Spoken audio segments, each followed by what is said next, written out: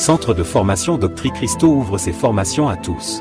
Vous cherchez à découvrir la présence de Christ dans les Écritures, à raviver la foi qui sommeille en vous, tout comme les disciples sur le chemin d'Emmaüs l'ont vécu. Tel que relaté dans Luc 24h32, ce centre de formation, CF, a pour but de découvrir Christ dans les Écritures. Il est la parole, connaître Dieu, c'est connaître la doctrine de Dieu. C'est l'objectif de cette école. Elle n'est pas destinée à une élite particulière, mais à toutes et à tous qui veulent grandir dans la foi en Christ. Pour chaque âme passionnée par Dieu et sa parole. Notre vision est simple, mais puissante, rassembler l'Église autour des Écritures et former des disciples. Rejoignez-nous pour explorer la profondeur de la doctrine divine lors de nos cours les mercredis de 21h à 22h. C'est ici que commence votre voyage vers une foi plus profonde et une compréhension plus claire de la parole. Nous sommes joignables au appel WhatsApp, plus 33 07 55 88 54 19, ou via notre site internet, www.doctricristo.com. Nos formations se font en ligne. Centre de formation Doctrine Christo, une école accessible à tous.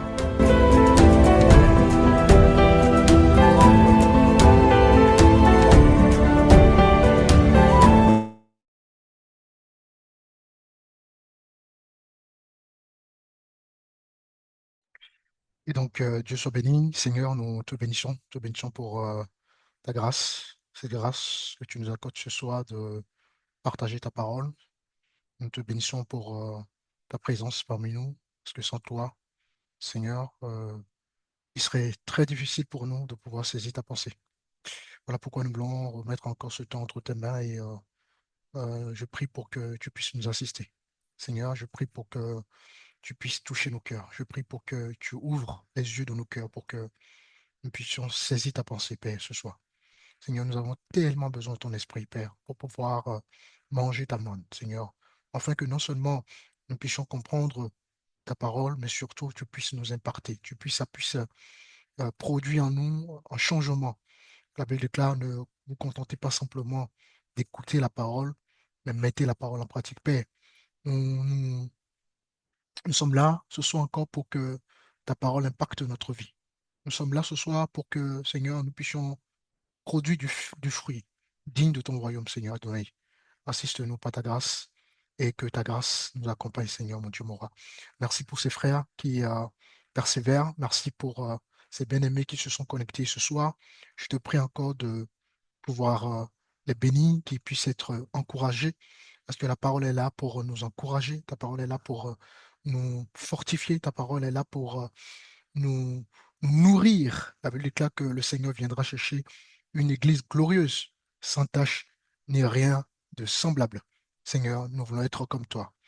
Alors, prends le total contrôle de ce moment d'enseignement et édifie ton peuple dans le nom puissant de Jésus-Christ de Nazareth.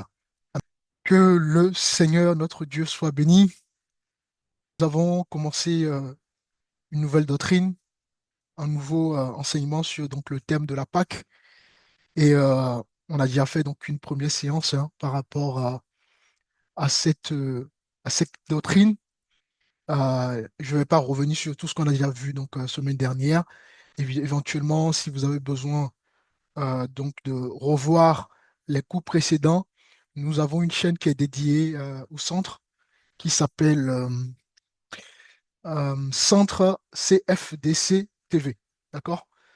Où nous avons donc toutes les vidéos donc de nos enseignements disponibles sur la chaîne.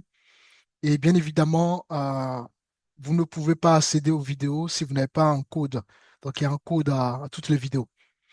Et donc, voilà, n'hésitez pas à m'écrire en privé si éventuellement vous voulez revoir donc, le cours précédent. Et donc, nous avons commencé le thème sur comprendre la Pâque. Et rapidement, pour faire un petit résumé, je vous disais que beaucoup fêtent la Pâque sans comprendre ce que c'est. Vous voyez? Souvent, nous fêtons la Pâque sans comprendre ce qu'est réellement la Pâque. Et le but donc de ces doctrines, c'est justement pour qu'on puisse voir comment se fête cette Pâque-là et surtout pourquoi Dieu a instauré cette fête. D'accord? Et donc, est-ce que cette Pâque est toujours valable à l'heure d'aujourd'hui? Donc, Voilà à quoi va nous servir la compréhension de cette doctrine. Et nous avons donc commencé à comprendre les choses donc depuis Genèse. On a vu qu'au commencement, donc Dieu va créer les cieux et la terre. Et ensuite, n'est-ce pas, Dieu va se reposer. On a vu que le mot repos utilisé dans Genèse chapitre 2, n'est-ce pas? C'est pas un repos dans le sens du repos physique. On a vu donc le thème hébreu qui détermine ce verbe, donc qui est Shabbat, qui se rappelle. Est-ce que quelqu'un peut me faire résumer rapidement de ce thème Shabbat pour ceux qui étaient là semaine dernière? Oui, nous avons appris que le thème du Shabbat n'est pas le repos physique ou la fatigue comme beaucoup comprennent, mais que Dieu a terminé son œuvre et s'est arrêté. Ok, Donc, il a mis un terme à ce qu'il est en train de faire. très bien. Donc c'est la compréhension qu'on devait avoir de ce thème, ça. Ok, très bien. Hmm. Alors, c'est très juste, un bon résumé, hein. Effectivement, on a vu que beaucoup de traductions françaises ont mal interprété justement ce terme-là, ce mot-là, Shabbat, en mettant le repos. Donc, vous savez que le français est moins riche par rapport à l'hébreu. L'hébreu est très, très riche de sens, voyez-vous? Et d'ailleurs, on va rapidement prendre ça quand même. Bah, c'est important de comprendre ça avant qu'on y aille plus loin, surtout pour nos bien-aimés qui n'étaient pas connectés donc semaine dernière. Alors, je suis dans Genèse chapitre 2 et nous allons prendre à partir du verset 3. Dieu bénit le septième jour et il le sanctifia parce qu'en ce jour, il se reposa de toute son œuvre qu'il avait créée en la faisant. Donc ici, on a utilisé à la place du vrai sens de Shabbat, on a utilisé le mot repos, d'accord? Le verbe reposer, ce qui n'est pas juste en réalité. Voyez-vous? Euh, on a dit que dans la vraie traduction, parce que Shabbat, ça signifie quoi pour ceux qui étaient là? Ça signifie quoi en français? Interrompre, Mhm, très bien, oui. D'autres bien-aimés?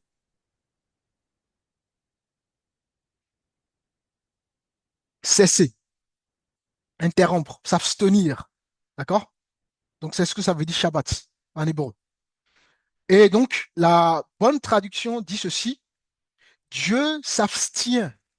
Voyez-vous? Dieu ne se repose pas. Dieu s'abstient d'œuvrer le septième jour. Donc, vous voyez que quand on place bien le sens de ce terme Shabbat dans le contexte, on comprend mieux le verset. D'accord? Une autre version dira, Dieu cessa, n'est-ce pas, d'œuvrer au septième jour. Donc, quand on prend ces versions qui ont été bien traduites, on comprend mieux le sens de ce verset. Voyez-vous? Donc ici, l'accent est mis non pas sur un besoin de se reposer physiquement, parce que Dieu n'est pas un homme. Dieu n'a pas besoin de se reposer comme nous. Donc ici, l'accent est mis volontairement sur l'intention de Dieu, n'est-ce pas, de cesser l'œuvre créatrice. Dieu n'a pas eu besoin de se reposer, mais il a tout simplement cessé d'agir, dans la création. Euh, on va prendre Isaïe rapidement, 40, le verset 28. Ne le sais-tu pas? Ne l'as-tu pas appris? C'est le Dieu d'éternité, l'Éternel, qui a créé les extrémités de la terre. Il ne se fatigue point, il ne se lasse point. On ne peut sonder son intelligence. Amen. Amen. Donc, voyez-vous, mes amis, Dieu ne se fatigue point, il ne se lasse point. Donc, Dieu n'a pas eu besoin de se reposer dans le sens, n'est-ce pas, physique du terme. Et donc, cette doctrine va donc enchaîner d'autres fausses doctrines. Par la suite, les gens vont attribuer donc le jour du repos du Seigneur au dimanche, notamment l'Église catholique. Et donc, le dimanche va être, donc, n'est-ce pas, euh, dédié au jour du repos du Seigneur, n'est-ce pas? Et cela va complètement donc biaiser hein, le sens de ce verset-là. Et avec le temps, donc, cette doctrine va se perpétuer et beaucoup auront donc une mauvaise incompréhension justement de ce que le Seigneur veut nous enseigner au travers de ce verset. Et donc finalement, les gens vont comprendre que donc finalement, on peut travailler 6 jours dans la semaine et puis dimanche, on peut donner le dimanche comme jour de repos du Seigneur. Et donc les gens, tout au long de la semaine, ils peuvent faire tout ce qu'ils veulent. Et puis dimanche, on vient à l'église pour laver notre conscience. Parce que justement, c'est ce qu'on les a enseignés, c'est ce qu'on a enseigné, c'est ce qu'on nous a enseigné. Donc forcément, en fonction de ce que nous recevons, nous allons nous organiser ou nous adapter à ce que on nous a enseigné. Voyez-vous? Et rappelez-vous, Osée chapitre 4, le verset 6 dira, mon peuple périt par manque de connaissance. Voyez-vous? Donc, quand on comprend que ce Shabbat ne signifie pas repos, mais cesser, s'abstenir, ben on donne un vrai sens à ce verset biblique. Parce que Dieu n'a pas eu besoin de se reposer. Il avait tout simplement cessé l'œuvre créatrice, mais ensuite, il a fait une transition. Dieu ne s'est pas arrêté là. C'est pas que Dieu a créé le monde et puis bon, c'est fini. Il a baissé les bras, il s'est éloigné, puis c'est tout. Non, Dieu continue d'agir. Au commencement, il a été un Dieu créateur, n'est-ce pas? Il a mené une œuvre créatrice et il a cessé, il s'est abstenir, n'est-ce pas, de la création et il a fait une mutation ou une transition vers le maintien. C'est-à-dire qu'aujourd'hui, Dieu continue de maintenir le monde. Dieu continue de soutenir le monde. Voyez-vous? Mais quand on veut attribuer ce verbe reposer n'est-ce pas, à ce terme qui est Shabbat en hébreu, ben on comprend le mot, on comprend mal, n'est-ce pas, le sens de ce verset. Et je vous disais que, n'est-ce pas, ensuite, il y a eu déviation sur ce terme-là, et par la suite, ben, il y a une doctrine qui est sortie comme quoi dimanche, c'est le jour du repos du Seigneur, etc., etc. Alors que même le dimanche, vous devez comprendre que dans la mythologie romaine ou dans la mythologie grecque, n'est-ce pas, euh, d'ailleurs, nous sommes sous le calendrier grégorien actuellement. Donc, c'est-à-dire, nous sommes sous le calendrier des Romains. Hein. C'est les Romains qui ont inventé le calendrier, ce n'est pas Dieu. Rappelez-vous, lorsque Dieu sort son peuple de l'Égypte, d'ailleurs, on peut le voir si vous voulez, rapidement, c'est important, ces petits détails-là, ça permet de bien construire notre compréhension et d'avoir de la matière à réflexion. Alors, nous sommes dans Exode, rapidement. Alors, Exode, nous allons prendre donc le chapitre 12. Donc, lorsque Dieu va se révéler à son peuple et Dieu va libérer son peuple, voyez-vous, regardez ce que le Seigneur dit. Nous sommes donc dans le verset, à partir du verset premier.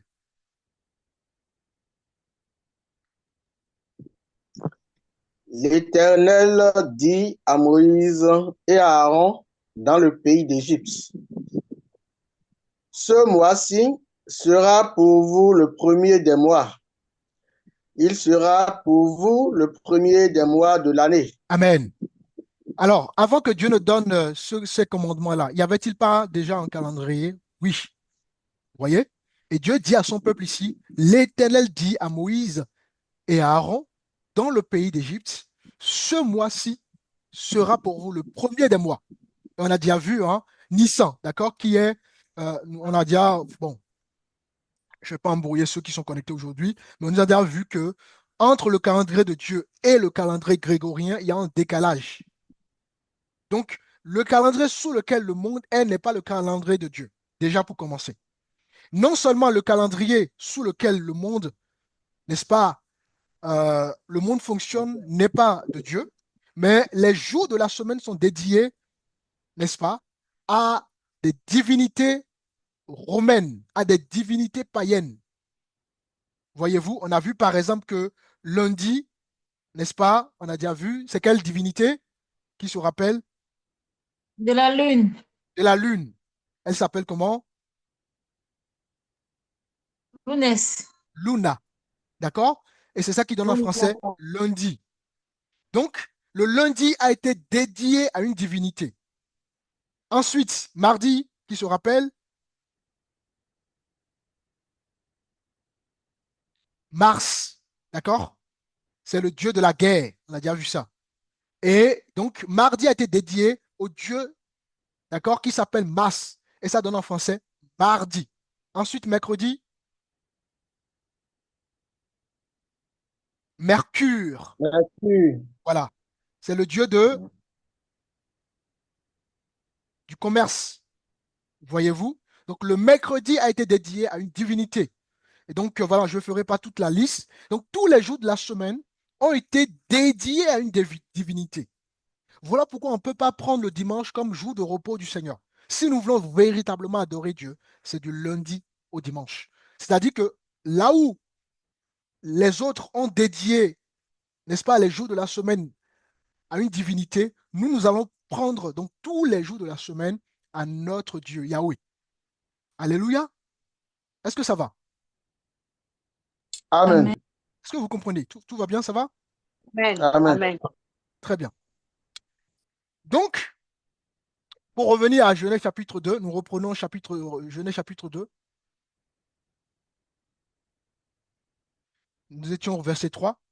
Donc, pour revenir donc à ce terme, hein, Shabbat, qui va donner donc la traduction, la vraie traduction, c'est cesser, s'abstenir.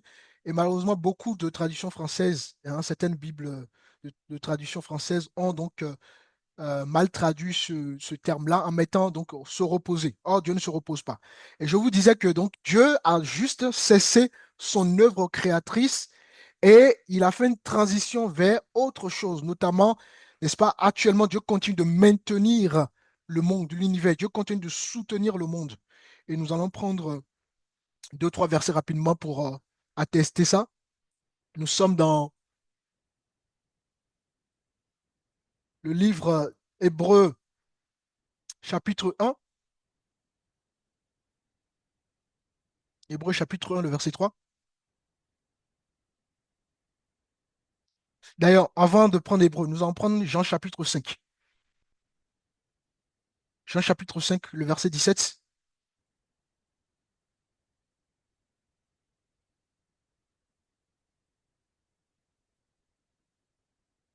Jean, chapitre 5, le verset 17.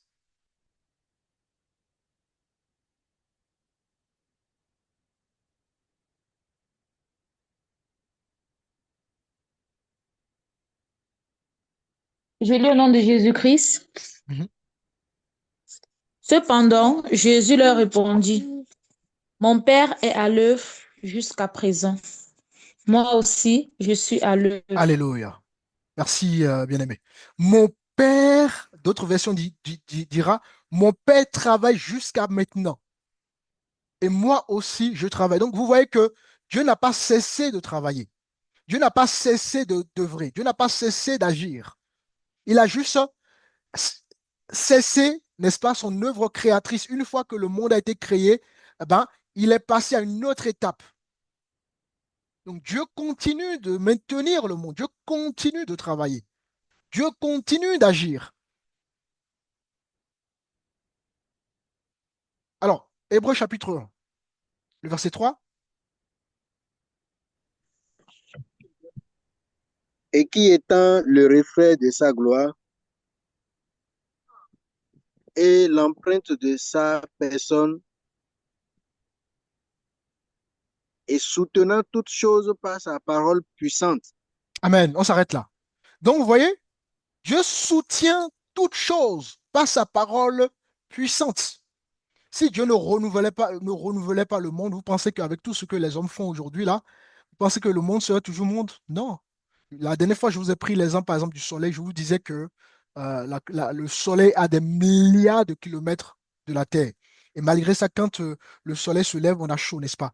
Imaginez que le soleil se décale de quelques secondes. Ben, on va tous être grillés. C'est parce que Dieu continue de maintenir toutes choses par sa puissante parole.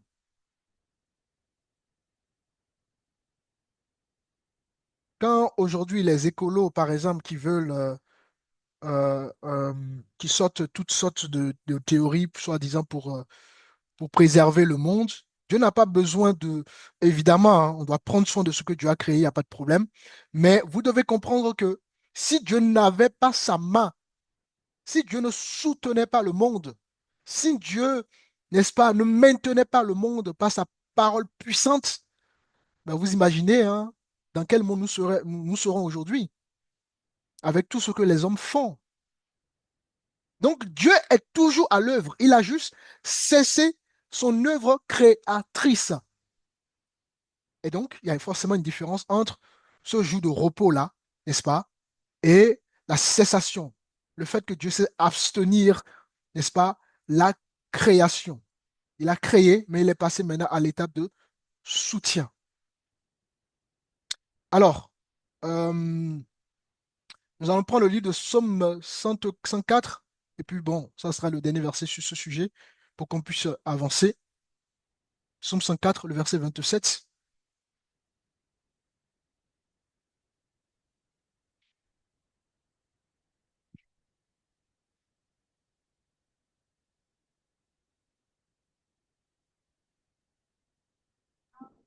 Psaume 104, verset 27. Je lis au nom de Jésus-Christ de Nazareth. Tous ces animaux espèrent en toi pour que tu leur donnes la nourriture en son temps. Continue. Tu la leur donnes et ils la recueillent. Tu ouvres ta main et ils se rassasient de bien. Tu caches ta face. Ils sont tremblants. Tu leur retires le souffle. Ils expirent et retournent dans leur poussière. Amen. Merci, bien-aimé. Donc, vous voyez que même les animaux espèrent en qui? Au Seigneur. Vous voyez que Dieu continue d'agir. Dieu donne la nourriture aux herbes du champ. Dieu donne la nourriture aux animaux. Dieu continue d'agir. Parce que trop souvent, c'est vrai, on a tendance à croire que non, Dieu a créé toutes choses et maintenant, il n'agit plus. Il agit toujours. Et c'est le sens de ce verset, justement, dans le chapitre 2.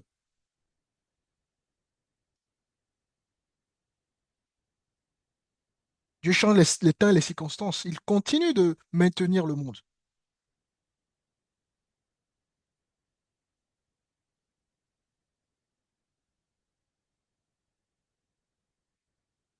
Alors, on va prendre Matthieu chapitre 10.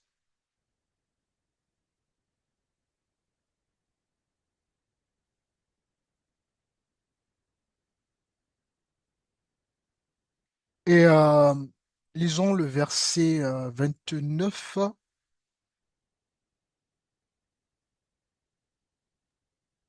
Matthieu 10, 29. Je lis la parole au nom de Jésus. Ne vantons pas deux passereaux pour un sou. Cependant, il n'en tombe pas un à terre sans la volonté de votre Père. Continue. Verset 30. Et même les cheveux de votre tête sont tous comptés. Verset 31. Ne craignez donc point. Vous valez plus que beaucoup de passereaux. On va s'arrêter là. Donc, encore une fois de plus, nous voyons que là, Dieu est toujours en action. Dieu agit toujours. Donc, voyez-vous, chers amis, Dieu ne s'est pas contenté de créer l'univers, n'est-ce pas? Et il s'est retiré par la suite. Non. Après, justement, son œuvre initiale, qui est l'œuvre donc créatrice, n'est-ce pas? Nous voyons donc au travers de ces différents versets que nous avons lus que la Bible nous dit que Dieu continue d'agir. Dieu continue de maintenir le monde. Dieu continue de soutenir le monde. Dieu continue de renouveler, n'est-ce pas, le monde. Dieu renouvelle toutes choses. Donc, nous avons un Dieu créateur et nous avons un Dieu de soutien de l'univers.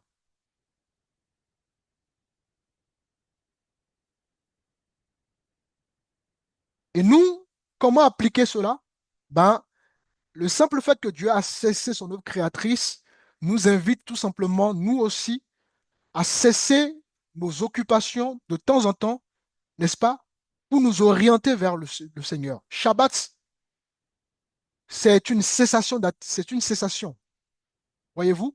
C'est un appel à nous détacher des œuvres ordinaires, n'est-ce pas, pour se recentrer sur Dieu.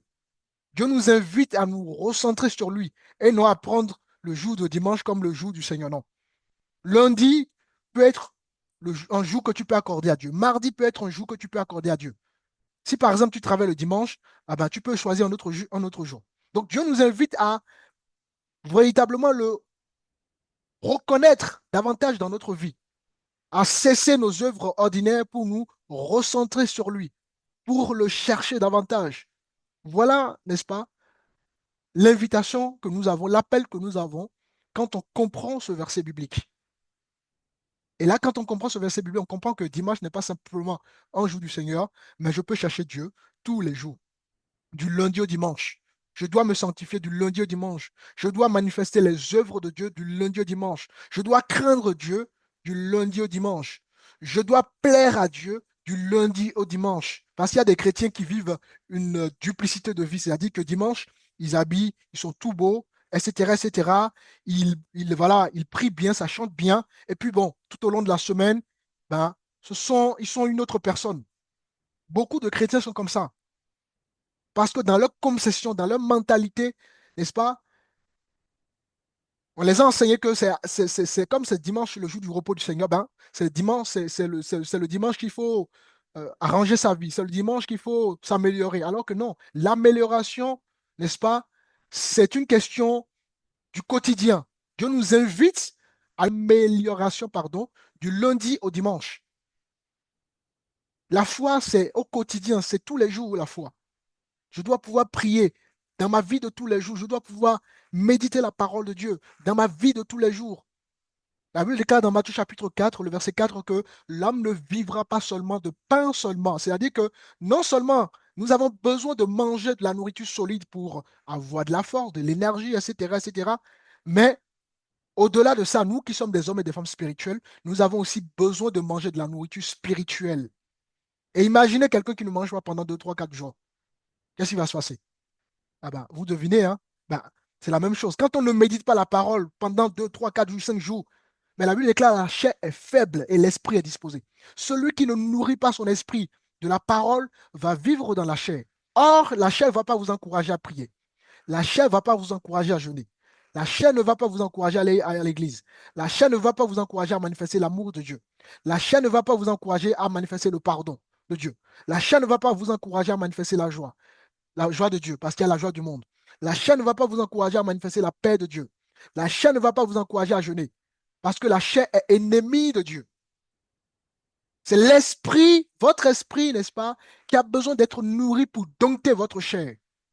Mais si vous ne nourrissez pas votre esprit, n'est-ce pas, qu'est-ce qui va se passer? Vous allez mourir spirituellement. Voilà pourquoi beaucoup de chrétiens sont morts spirituellement. Beaucoup de chrétiens sont souvent dans le sommeil spirituel parce qu'ils ne nourrissent plus leur esprit. Et quand vous ne nourrissez plus votre esprit, qu'est-ce qui va prendre le dessus? Bien évidemment, votre chair. Alors, regardez ceci. Nous sommes dans Galates chapitre 5.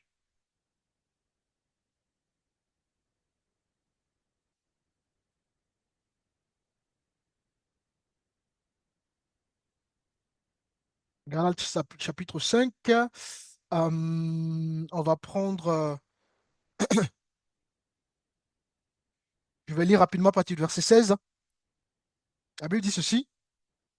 Je dis donc, marchez selon l'esprit et vous n'accomplirez pas les désirs de la chair. Waouh!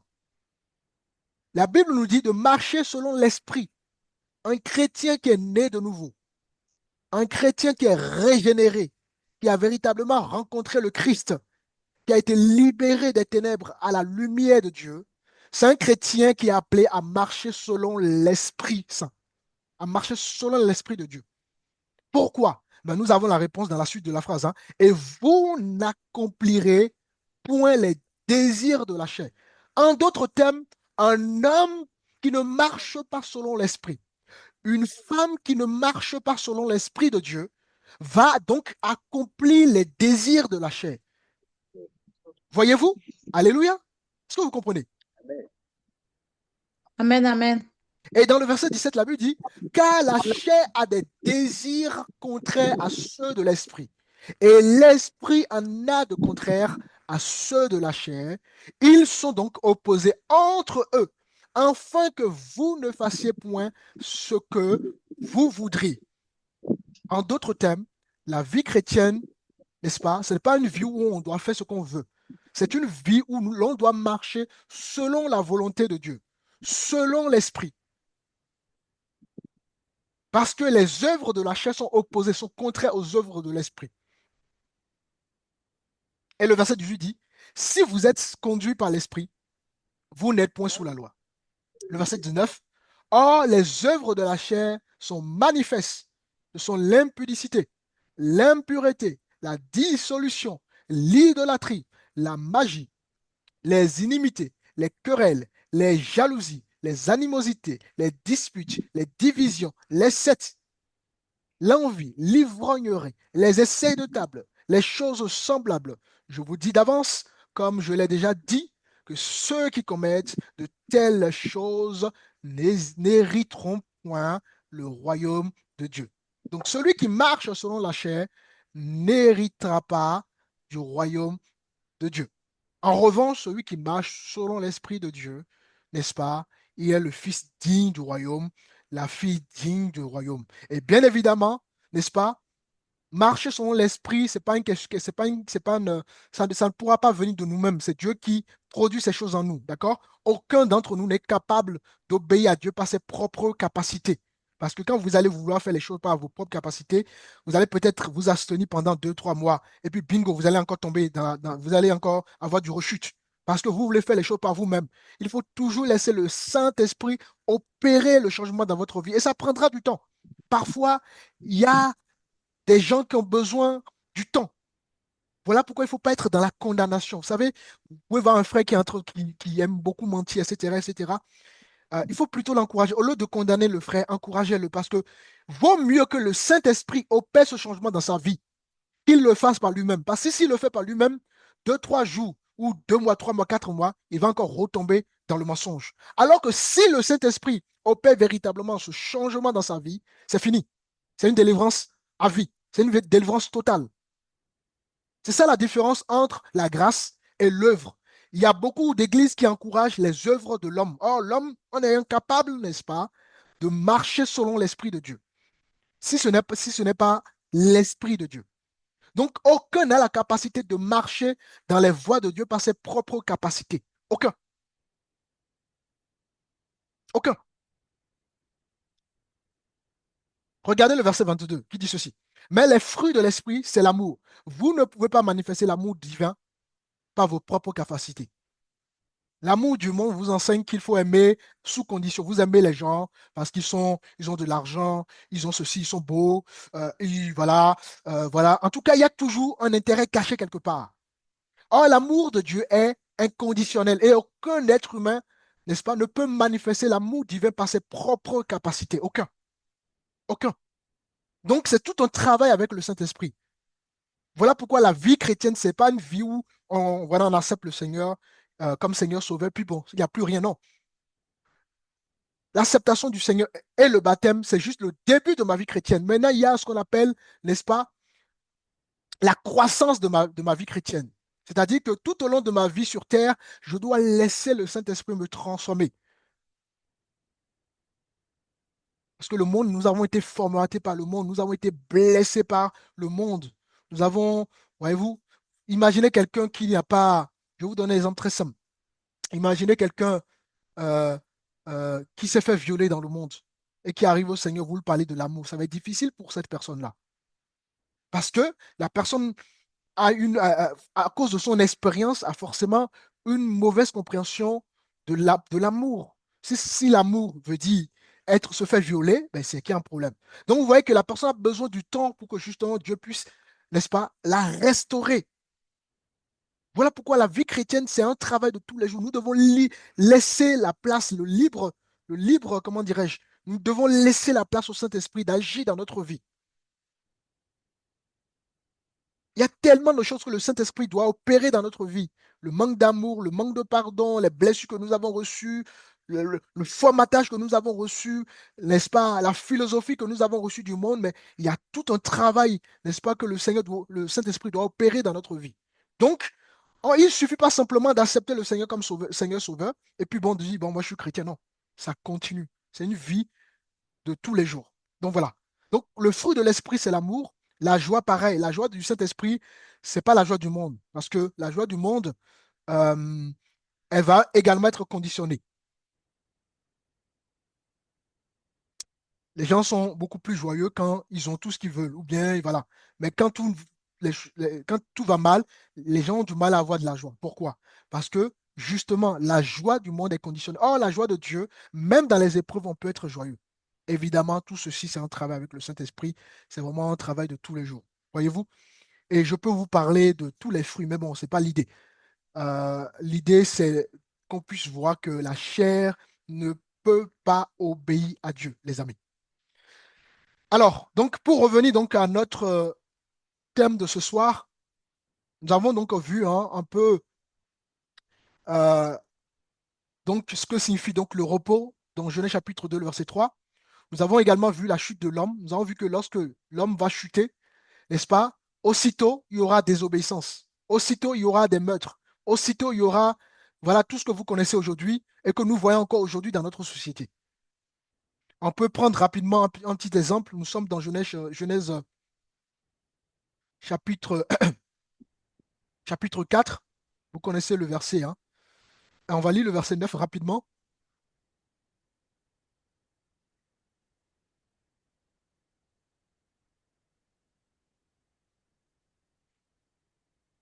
Genèse chapitre 4, verset 9. Je lis la parole au nom de Jésus. L'Éternel dit à Caïn,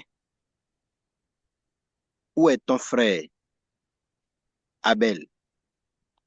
Il répondit, je ne sais pas. Suis-je le gardien de mon frère? Mhm. Verset 10. Et Dieu dit, qu'as-tu fait? La voix du sang de ton frère crie de la terre jusqu'à moi. Continue. Verset 11. Maintenant tu seras maudit de la terre qui a ouvert sa bouche pour recevoir de ta main le sang de ton frère. Et quand Oh, tu cultives, on va s'arrêter là. verset 12. On va s'arrêter Ok. là. Donc, vous voyez que aussitôt que l'homme a désobéi, l'homme n'a pas voulu écouter la voix de Dieu, ben, ça a entraîné l'humanité quoi? Dans des actions terribles. Voilà un frère qui va tuer son frère de sang. Alors que bien avant la désobéissance, il n'y avait pas tout ça. Le monde était dans l'harmonie, tout allait bien. Et d'aimer la femme, et ils étaient parfaits. Il n'y avait pas la maladie, la fatigue, tout ce que nous connaissons aujourd'hui. C'était la volonté de Dieu qu'on puisse vivre dans son amour, dans la joie, dans la paix, dans la paix.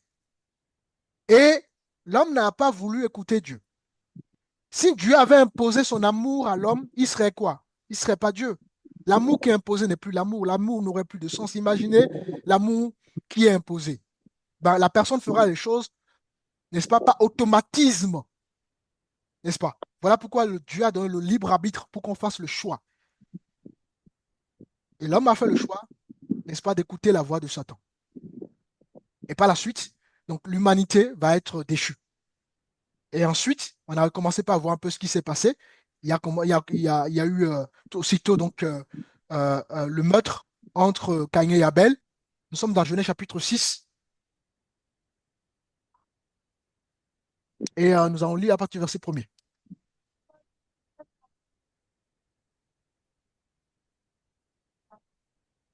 Genèse 6, premier.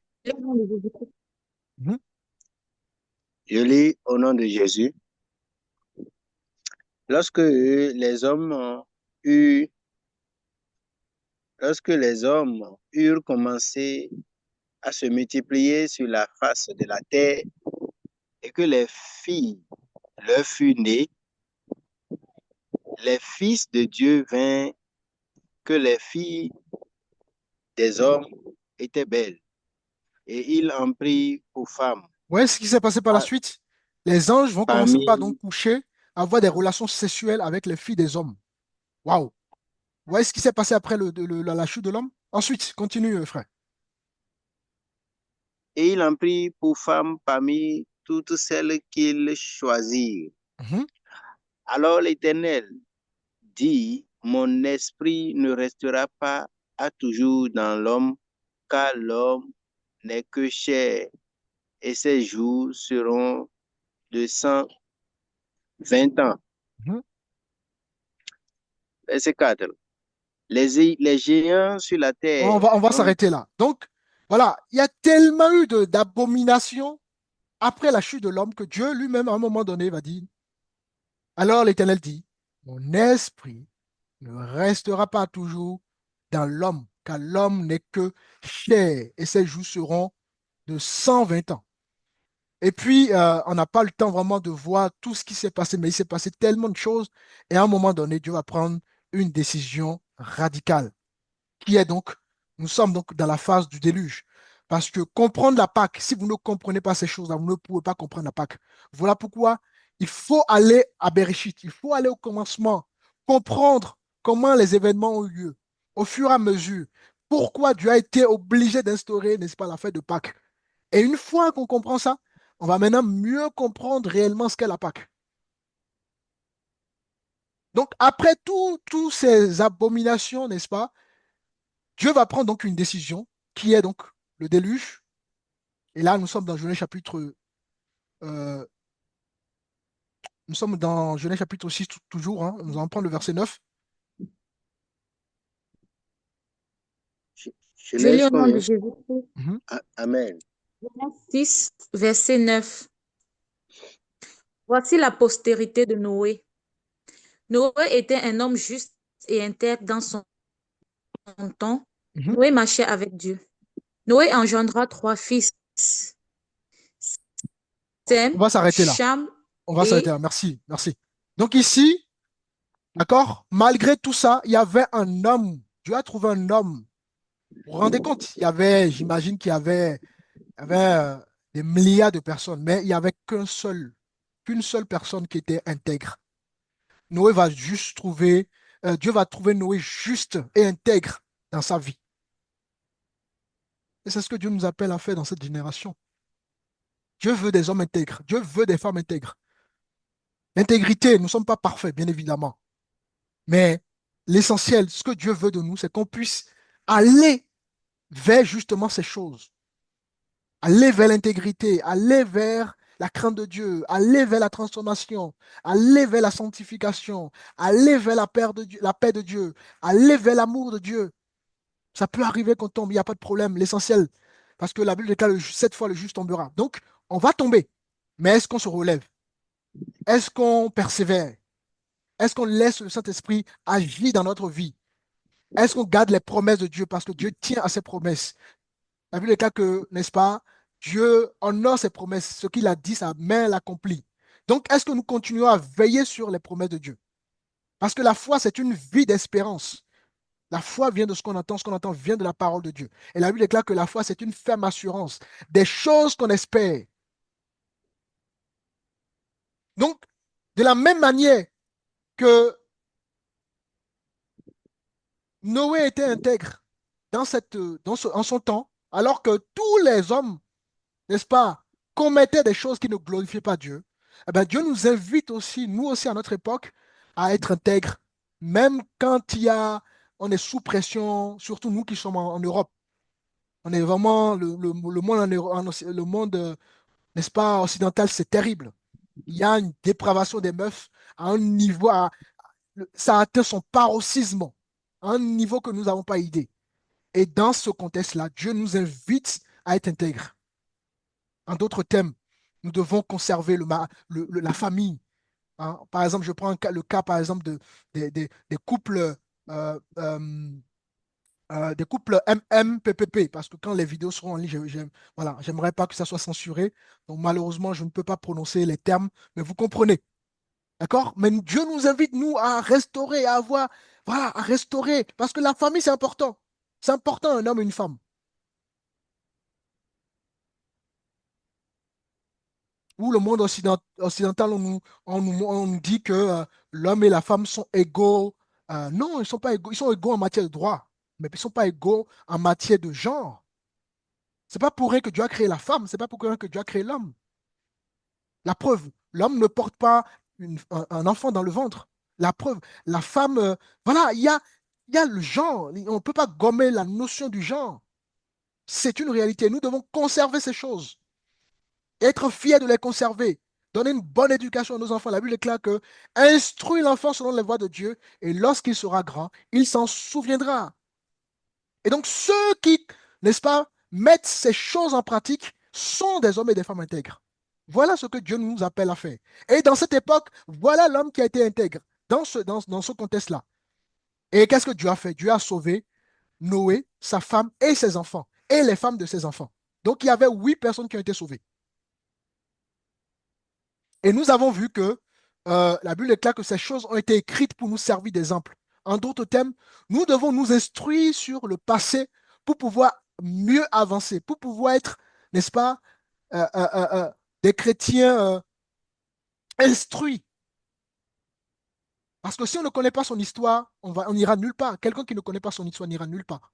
C'est important de connaître son histoire. Et là, comme nous sommes dans le domaine spirituel, c'est important de connaître son histoire, n'est-ce pas? L'histoire biblique. Parce que ces choses ont été écrites pour nous servir d'exemple. Et Ecclésias chapitre 1, le verset 9 dira, il n'y a rien de nouveau sous le soleil. Ce qui a été, c'est ce qui sera. Donc c'est la même chose. L'histoire ne fait que répéter, se répéter. L'histoire ne fait que se répéter. Quand nous prenons par exemple la Première Guerre mondiale et la Deuxième Guerre mondiale, si vous voyez, le point commun, ça a été toujours la même chose. Les hommes ne prennent jamais conscience, n'est-ce pas, de leur erreur. On répète que les mêmes erreurs. Alors que les erreurs sont là pour justement nous pousser à nous améliorer. Donc voilà, euh, c'est important, je précise ces points-là, pour qu'on comprenne que, en fait, le temps que nous vivons actuellement, ce n'est pas nouveau en réalité. Ce n'est pas un temps nouveau. C'est du déjà vu.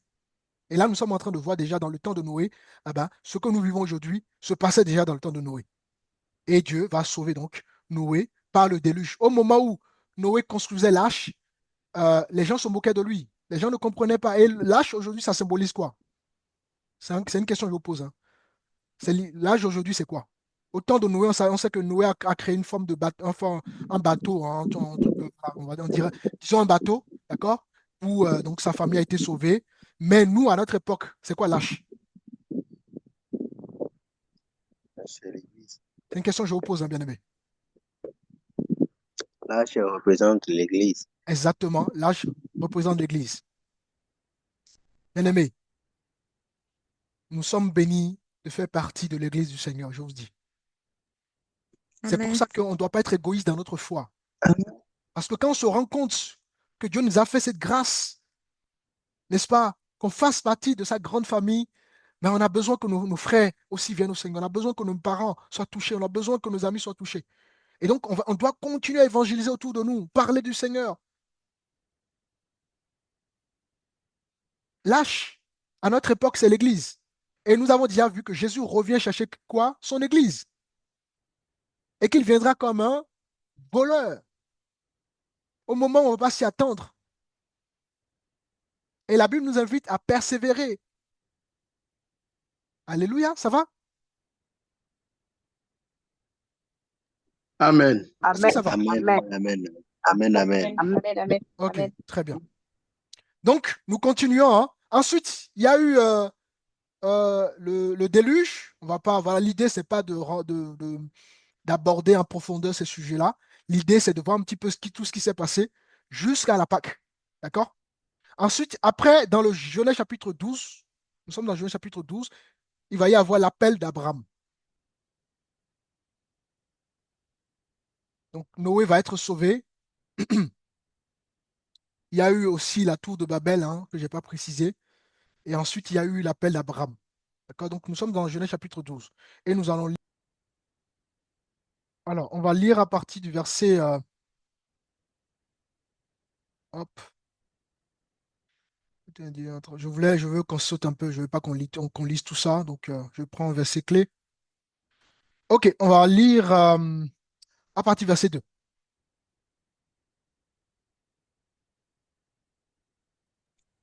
Je lis au nom de Jésus-Christ. Mhm. Genèse 12, verset 2. Je ferai de toi une grande nation et je te bénirai. Je rendrai ton nom grand et tu seras une source de bénédiction. Amen. On s'arrête là-bas. Donc ici, Abraham va recevoir un appel et une promesse qui est qu'il fera de lui, n'est-ce pas, une grande nation. Donc une fois que le déluge, Noé va être sauvé. Et malheureusement, il y a eu extermination de toute la population hein, de façon mondiale. Hein. Et donc, les enfants des enfants de Noé vont engendrer, etc. Et ensuite, Abraham va recevoir son appel et le Seigneur donc choisit appelle Abraham, n'est-ce pas, et lui donne une promesse qui est qu'il fera d'Abraham une grande nation. Donc ici commence donc ce qu'on appelle la période, n'est-ce pas, du patriarche.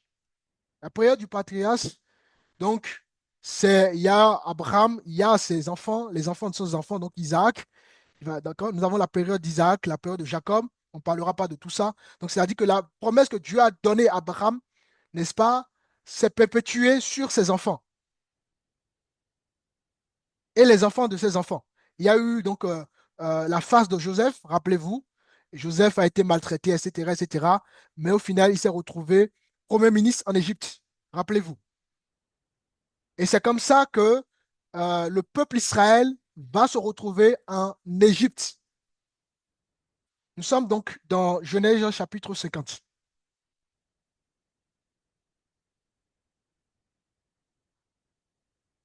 Et nous allons lire le verset 20. Genèse 50, à partir du verset 20. Vous aviez médité de me faire du mal. Dieu l'a changé en bien pour, Alléluia.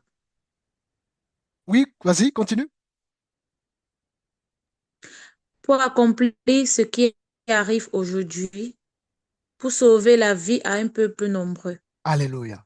Donc ici, Dieu passe par les circonstances mauvaises pour Joseph. Joseph a été trahi par ses propres frères, vendu par ses propres frères. Joseph a connu à plusieurs reprises la prison.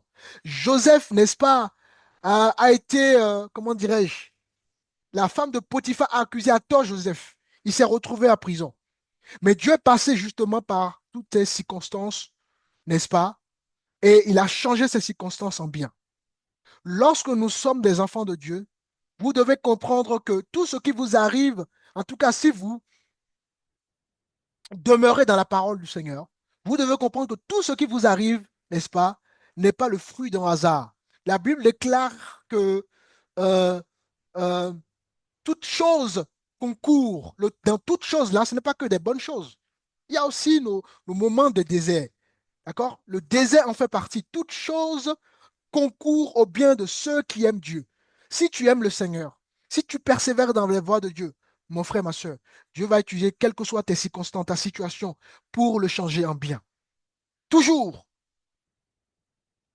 Dieu n'abandonne jamais ses enfants. L'amour que Dieu a pour nous, n'est-ce pas, ça dépasse l'amour d'une mère et l'amour d'un père. C'est vrai qu'on ne se rend pas compte. Dieu est l'amour par excellence. C'est pas une qualification, c'est sa nature. Il est amour par nature, par définition. Voyez-vous? Et donc, vous devez comprendre que vous avez un Dieu qui vous aime, les amis.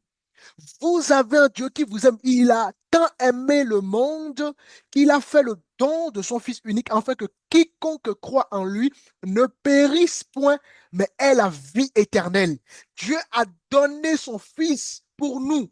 Nous qui méritions le jugement, n'est-ce pas? Nous avons péché et la Bible déclare que le salaire du péché, c'est la mort. Donc, on avait un jugement sur notre tête.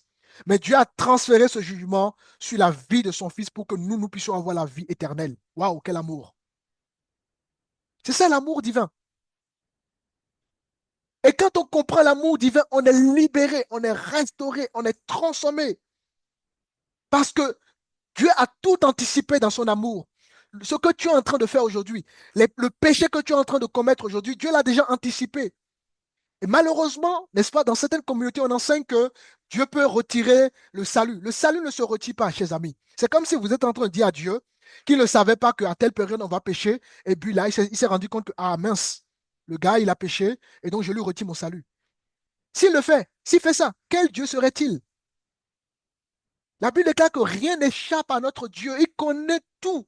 Il nous a déjà formés dans le sein de notre ventre depuis que le monde soit monde. Alors, vous devez comprendre que Dieu connaît chaque seconde de notre vie. Et il nous a rachetés, il a couvert tous nos péchés. Donc, ne vous laissez pas culpabiliser par le monde. Ne vous laissez pas culpabiliser par Satan. Dieu a tant aimé chacun d'entre nous qu'il a livré son Fils pour couvrir nos péchés. Et quand on comprend ça, naturellement, on va laisser le Saint-Esprit manifester les œuvres du Saint-Esprit en nous parce qu'on va se dire, mais quel amour. Imaginez un parent, d'accord, qui a un enfant. Et l'enfant fait des bêtises. L'enfant sait faire des bêtises, il sait très bien qu'il a fait des bêtises. Il a fait des bêtises à l'extérieur. Et il sait que quand s'il rentre à la maison, là, ça va être chaud pour lui. Il le sait. Il est conscient que là, il va être puni.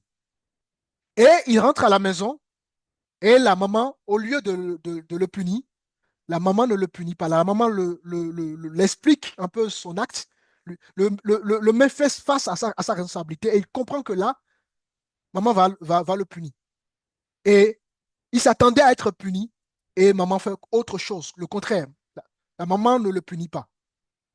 Vous pensez que la prochaine fois, cet enfant quand il va sortir, il va encore commettre la même chose? Et pourquoi, à votre avis? Là, ça va être naturel pour lui parce qu'il va se rendre compte que il méritait une punition, il a mal agi et sa maman devrait le punir. Il méritait une punition et au lieu d'être puni, il n'a pas été puni. Et là, ça va susciter en lui tout naturellement l'obéissance, une bonne conduite à l'extérieur. Eh bien, c'est la même chose avec le Seigneur. Quand nous comprenons la grâce de Dieu, n'est-ce pas, on ne va plus faire les choses par nous-mêmes. Nous, si on comprend bien la grâce de Dieu dans notre vie, eh bien, les choses vont être automatiques dans notre vie parce on va se dire, mais le Seigneur, il mérite quand même notre reconnaissance. Il mérite, n'est-ce pas, qu'on lui soit reconnaissant. Et ça crée automatiquement une bonne conduite. Mais en revanche, si par exemple, je vous enseigne, genre, si vous ne faites pas ci, vous allez être condamné. Je ne prêche que ça devant vous, mais ça ne va pas vous changer. Parce que dans ce que je dis, il n'y a aucun amour dedans. Il n'y a pas d'amour dedans. Ça ne va pas vous changer. Donc voilà notre Dieu, chers amis. Et il va changer les circonstances de Joseph, n'est-ce pas, en quelque chose de bien, pour sauver justement le peuple Israël. Voilà, n'est-ce pas, comment Dieu se comporte avec nous dans notre marche avec lui.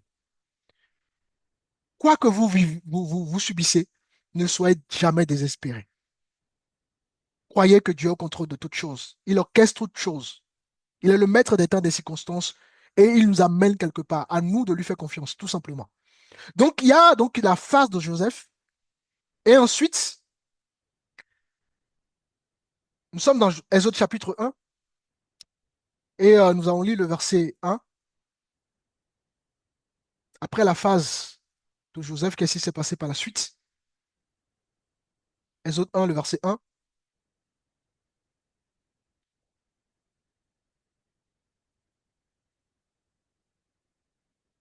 On va même lire ouais, le verset 1 rapidement, bien aimé. Il ne nous reste plus beaucoup de temps.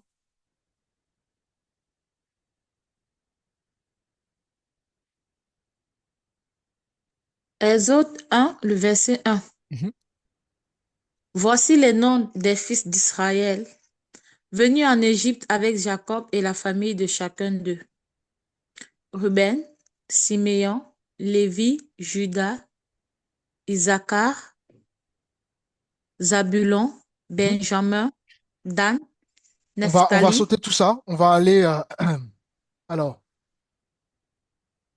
mm, mm, On va prendre à partir du verset 9. Il dit à son peuple, voilà les enfants d'Israël qui forment un peuple plus nombreux et plus puissant que nous. Mhm, Allons, montrons-nous habiles à son égard, empêchons qu'il ne s'accroisse et que, s'il survient une guerre, il ne se joigne à nos ennemis pour nous combattre et sortir ensuite du pays. mhm, Et l'on établit sur lui des chefs de corvée mhm. afin de l'accabler de travaux pénibles. C'est ainsi qu'il bâtit les villes de Pithom et de Ramsès pour servir de magasin à Pharaon. Mais plus on l'accablait, plus il multipliait et s'accroissait. Et l'on prit en aversion les enfants d'Israël. Donc, Alors les on va d'abord Égyptiens, s'arrêter là. Donc, qu'est-ce qui s'est passé par la suite? Donc, après toutes ces phases qu'on a vues, hein, depuis donc, la première séance jusqu'à aujourd'hui, là, le peuple de Dieu va se retrouver dans l'oppression. D'accord? Le peuple de Dieu va se retrouver dans un pays, dans une terre étrangère, dans un pays étranger, et va être oppressé. Et c'est la même chose que le monde, n'est-ce pas, fait actuellement. Le monde fait la même chose actuellement. Donc ici, dans le verset 11, on va établir des chefs, n'est-ce pas, de corvée sur ce peuple-là. On va établir des choses sur ce peuple-là. On va mettre ce peuple-là dans des travaux pénibles. Et c'est ainsi qu'il bâtit les villes de, de, de Python et de Ramsès pour servir de magasin à Pharaon. Et donc ce peuple se retrouve dans une oppression terrible. Et le but de l'oppression, c'est quoi? C'est pour qu'ils ne cherchent plus leur Dieu. Parce que, regardez, on monte un petit peu. Dans le verset 9, il dit, son peuple, voici les enfants d'Israël qui forment un peuple, n'est-ce pas, plus nombreux et plus puissant que nous. Allons, montrons nous habiles à son égard, empêchons qu'il ne s'accroisse et qu'il ne survive aux guerres. Il ne se joigne, n'est-ce pas, à nos ennemis pour nous combattre et sortir ensuite du pays. Donc, le Pharaon connaissait la puissance du Dieu de ce peuple. Et Pharaon avait peur justement de ce peuple. Alors, qu'est-ce qu'il faut faire pour empêcher ce peuple de continuer à chercher ce Dieu, de continuer à croître? Il faut justement l'occuper. Il faut l'occuper par des activités, par des travaux, au point qu'il pète sa relation avec Dieu, au point qu'il puisse plus avoir une relation avec son Créateur, au point qu'il se déconnecte de son Dieu. Ne sommes-nous pas dans le même monde aujourd'hui où nous sommes accablés par les occupations, par les choses de la vie, par la pression de la vie, par le matériel de la vie, par tout ce que vous connaissez pour que nous puissions plus avoir un temps avec Dieu? C'est la même période, bien-aimé. Voilà pourquoi lorsque, n'est-ce pas, nous sommes libérés, Dieu appelle justement le monde Égypte en faisant référence justement à l'Égypte, n'est-ce pas, en cette période-là. L'Égypte, c'est vraiment la prison, où on est vraiment en prison, on est vraiment sous une corvée, on est vraiment sous une oppression. Tout ça pour nous empêcher de chercher Dieu. Tout ça pour nous empêcher d'aller à la rencontre de Dieu. C'est la même période, les amis. Le verset 12 dit, mais plus on l'accablait, plus il se multipliait et s'accroissait. Et l'on prit en aversion les enfants d'Israël. Alors l'Égypte réduisit les enfants d'Israël à une dure servitude. Donc le peuple de Dieu se retrouve dans une dure servitude en Égypte. Le verset 14 dit ceci, et il leur rendit la vie amère, pas de rudes travaux en argile et en briques. Imaginez un peuple à qui leurs ancêtres, n'est-ce pas, ont reçu la promesse, en l'occurrence Abraham qui a reçu la promesse que Dieu allait peupler, de lui allait sortir une nation. Avec toutes ces promesses, imaginez un peuple qui se retrouve dans cette servitude-là. Imaginez un peuple qui se retrouve dans ce contexte-là. Eh bien, imaginez, il pourrait se dire, mais je ne comprends pas, si notre Dieu était toujours avec nous, pourquoi il permet ces circonstances? Pourquoi il permet ceci? Pourquoi il permet cela? Et je rappelle que ce contexte n'est-ce pas, cette servitude-là a duré plus de 400 ans. Donc plus de 4 siècles. Vous vous rendez compte? 4 siècles de souffrance. Donc il y a des gens qui ont vécu dans la souffrance et qui sont morts dans la souffrance. Parce que 4 siècles, c'est les enfants, des enfants, des enfants de ces, justement, de ces hommes et de ces femmes que nous sommes en train de lire, qui par la suite qui ont été libérés. Donc imaginez cela. Un peuple qui aurait pu avoir l'impression que Dieu les a abandonnés, qui aurait pu avoir l'impression que le Dieu qui a donné une promesse est un Dieu menteur. Parce que s'il était réel, pourquoi il permet ces choses-là? Nous ne comprenons toujours pas le dessein de Dieu.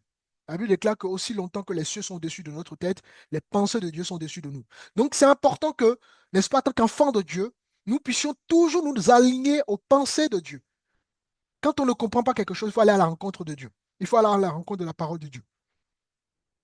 Parce qu'il est là pour nous apaiser. Il est là pour nous encourager. Il est là pour nous éclairer. Mais quand on va chercher les choses par nos propres solutions, ben, on va passer à côté. On va prendre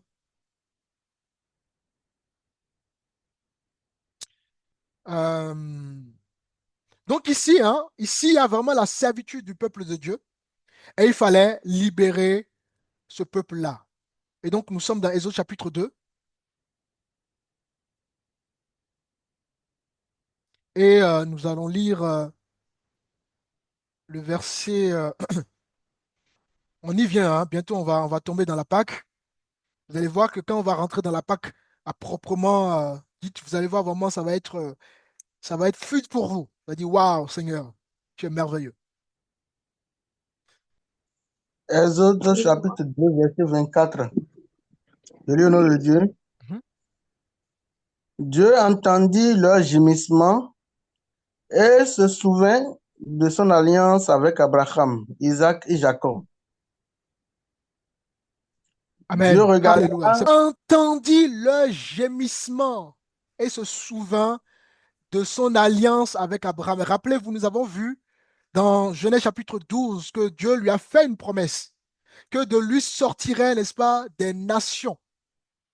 Et là, Dieu va entendre le gémissement de son peuple qui subissait, n'est-ce pas, une oppression en Égypte. Et là, Dieu se souvint de son alliance avec Abraham, Isaac et Jacob. Mon frère, sache que Dieu se souviendra toujours de toi, toujours. Parce que Dieu n'abandonne jamais son peuple. Dieu n'abandonne Amen, jamais les hommes intègres. Dieu Amen, n'abandonne jamais les femmes intègres. Si tu Amen, Amen. vis dans l'intégrité, mon frère, ma soeur, tu auras Amen, toujours la grâce de Dieu. Des fois, tu auras l'impression que Dieu n'est pas là. Comme le Amen, peuple Israël avait l'impression qu'ils ont été abandonnés par leur Dieu. Mais Dieu est toujours là, mon frère. Dieu va permettre des circonstances pour nous enseigner, pour nous former, pour nous donner un caractère. Mais les circonstances ne resteront pas à jamais. Ecclésias dira qu'il y a un Amen, temps amen, pour toutes amen. choses.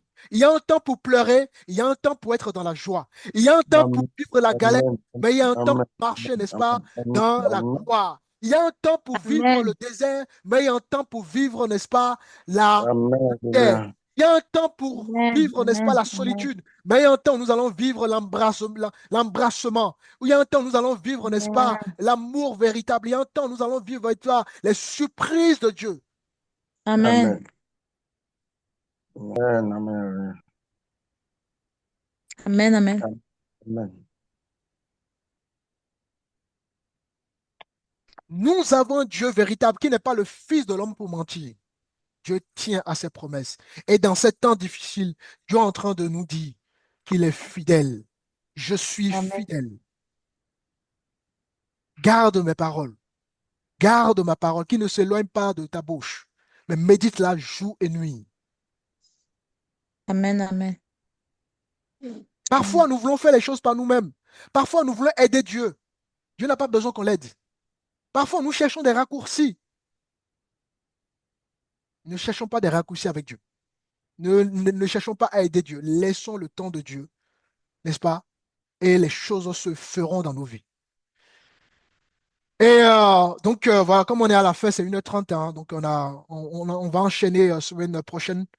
C'est vrai, il y a beaucoup de choses à dire, mais voilà, on est limité par le temps. Donc, à partir de la semaine prochaine, nous allons voir donc l'appel de Moïse suite à ce justement verset 24 d'Exode chapitre 2, où Dieu va entendre le gémissement de son peuple et se souvient, n'est-ce pas, de l'alliance avec Abraham, Isaac et Jacob. Dieu va donc susciter un homme pour libérer son peuple. Et nous allons voir tout ça, et ensuite nous allons rentrer dans la Pâque, etc., etc. Donc voilà,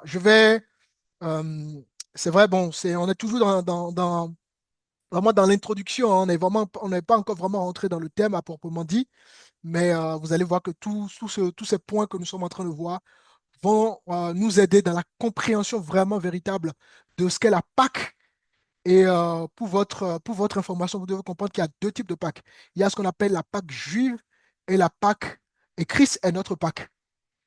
Nous allons comprendre donc comment la Pâque juive a été fêtée. Et maintenant, nous qui sommes sous la grâce, c'est-à-dire à l'heure de l'Église, comment Dieu nous appelle à fêter la Pâque. Vraiment, vous allez être bénis, bien-aimés. Donc voilà, je vais vous laisser la parole pour les questions-réponses.